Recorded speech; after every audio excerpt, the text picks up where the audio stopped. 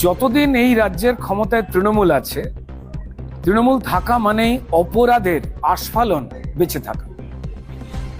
দেখুন, কিছুই নয়, এই মমতা বন্দ্যোপাধ্যায়ের আইন ভেঙে যে ফাইল চুরি, তা দিয়ে প্রমাণিত হয়েই যায় যে তিনি অন্যায়ের পক্ষে, দুর্নীতির পক্ষে, অপরাধের পক্ষে এবং নিজে অপরাধমূলক কাজ করছেন। এবং বাইরে বেরিয়ে এসে তিনি মিথ্যে তথ্য দিচ্ছেন লোকজনকে, সাংবাদিকদের সামনে। কয়লা চুরির তদন্ত, সেখানে প্রতীক জৈন এবং আইপ্যাকের নাম জড়িয়েছে। হাওয়ালাতে প্রচুর টাকা কয়লা চুরির ঘুরেছে, সেই জন্য তদন্ত এবং ইনভেস্টিগেশনে তথ্য প্রমাণ কালেক্ট। এবং সেখানে ঢুকে পড়ে এই তদন্তের তথ্য প্রমাণ নিয়ে চুরি করে নিয়ে চলে গেলেন মমতা বন্দ্যোপাধ্যায়। চূড়ান্ত বড় একটা অপরাধ।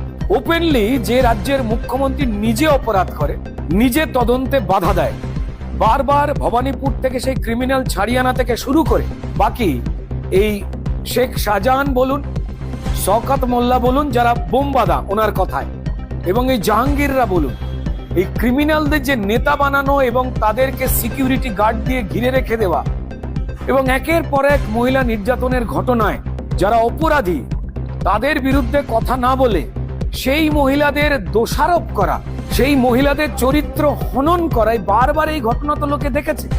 ফলত যারা এই ধরনের পাপের কাজ করতে চায় তারা তৃণমূলকে দেখেই তো শিখছে। তৃণমূল আছে তার মানে আমি অন্যায়গুলো করব, করে সেখান থেকে আমি ছাড় পেয়ে যাব।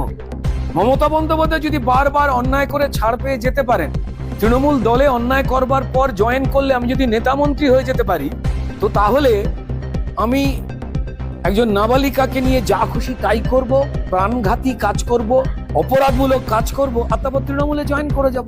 এবং তৃণমূলের নির্দেশিত পুলিশ আছে যে আমায় কিছুদিন ঘুরাবে, তারপর খুঁজে পাবে না, ছেড়ে দেবে, মেয়েটির পরিবার কাঁদতে কাঁদতে রাজপথে বসবে।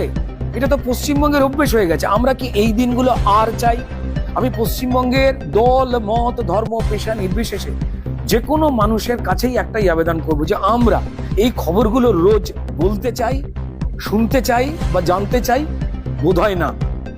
আমাদের সিদ্ধান্ত নিতে হবে যাতে এই অপরাধের এই কারখানা, যার নাম তৃণমূল, সেটাকে গণতান্ত্রিক পদ্ধতিতে বিনাশ না করলে আমরা একে অপরকে প্রকাশ্য রাজপথে খুন করে তৃণমূলের ঝান্ডা ধরে নেতা বা মন্ত্রী হয়ে যাব।